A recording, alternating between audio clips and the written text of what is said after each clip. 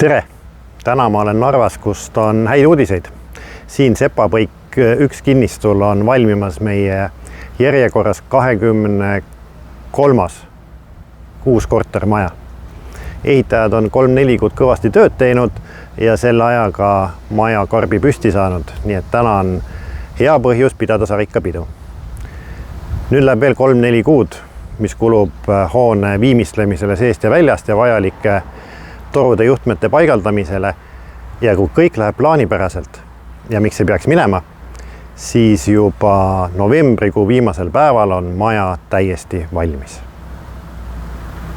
Narva tuleb meil uus kortermaja, kus hakkavad elama 30 klienti, keda aitavad igapäevaelus 11 töötajat. Nendest on 10 tegevusjuhendajat ja 1 toitlustusteenindaja.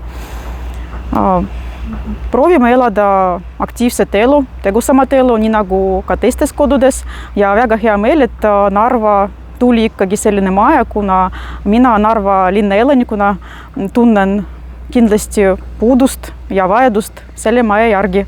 Loodan, et ka kohalikud elanikud näevad, et me oleme sõbralikud ja tublid kodanikud.